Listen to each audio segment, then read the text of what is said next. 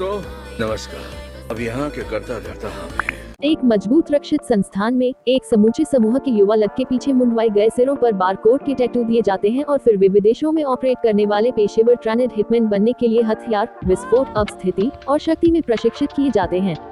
वर्तमान समय में इंटरपोल एजेंट माइक विटियर घर पर पहुंचते हैं और एजेंट 47 द्वारा बंदूक से लड़ाई की तैयारी में मिलते हैं।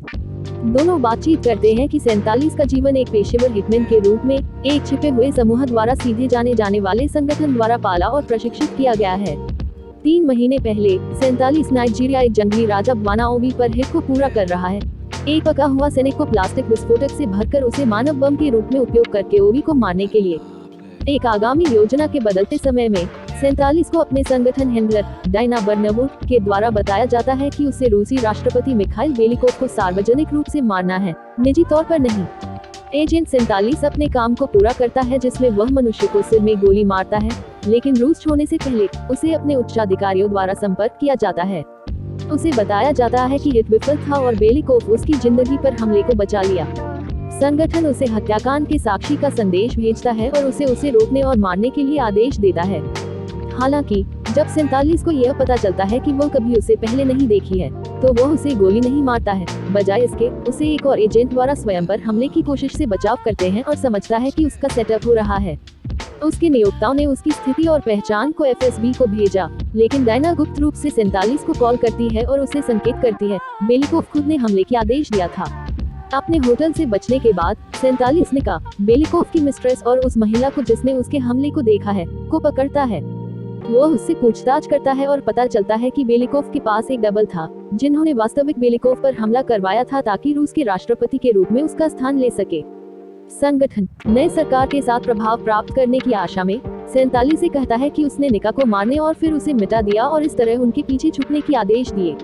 निका और 47 रूस छोड़ने की कोशिश कर रहे हैं। ट्रेन द्वारा संगठन एजेंटों द्वारा पीछा जाते हैं जिन्हें 47 हाथ से हाथ लड़ाता है और मारता है। फिर विटियर 47 को खुद को गिरफ्तार करने की कोशिश करते हैं, लेकिन उन्हें आसानी से हराया जाता है। निका ने 47 को विटियर को मुक्त करने के लिए प्रेरित किया है और विटियर को रूस को छोड़ने के लिए FSB अधिकारी यूरी माकलोव द्वारा रोक दिया जाता है, जो मनहट्टा का पर्यवेक्षण कर रहे हैं। गोलियां मारते हैं इंटरफोन के सहारे। यूरी माकलोव 47 अपने सहयोगी CIA अधिकारी कार्लटन स्मिथ से संपर्क करता है। उसे एक सौदे की पेशकश करने के लिए 47 उद्रे बेलिकोव को मार डालेगा में विरोध में एक उपहार के लिए। स्मिथ 47 को सूचित करते हैं कि उद्रे कुछ प्लान कर रहे थे जिसमें जर्मन गनरनर नामक मूल्य था। 47 और निका इस्तांबुल जाते हैं जहां 47 प्राइस को अपहरण करता है।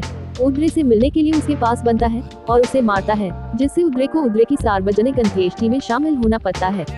47 माकलोव को अपहरण करता है और उसे अपने खुद के एजेंटों को अंत्येष्टि में विपरीत नृत्य करने और ध्यान भटकाने का आदेश देता है। जब 47 एक सैनिक के रूप में छिपकर असली रूसी अंतिम संदर्भकों के साथ संबोधित होता है और उसे मार डालता है जब विटियर इंटरपोल के साथ वापसी के साथ आता है। सहायता के बदले में स्मिथ अपने अंत की पेशकश करता है और उसके एजेंट उसके संगठन को हवाई अड्डे की ओर ले जाने वाले दल को अपहरण करने के लिए भेजते हैं, हिटमैन को बचाने के लिए। विटियर के घर में वापस 47 कहता है कि विटियर उसकी योजना साथ आगे बढ़े पुलिस को सूचित करे कि उसने एजेंट 47 को मार डाला है। सिद्ध करते हैं कि विटियर कोई विकल्प नहीं बचा रहा है अगर वह इनकार करता है और चला जाता है। निका को उसके सपने के एक आंदनी का दस्तावेज मिलता है जिसमें उसके पास होने का सपना है। एजेंट 47 उसे दूर से देख रहे हैं, एक स्नाइपर राइफल की स्कोप के माध्यम से। उसके पैरों पर एक और एजेंट के शव को देखते हुए उसने यह सोचा कि उसने उसे छूने की चेतावनी दी थी और फिर चला गया।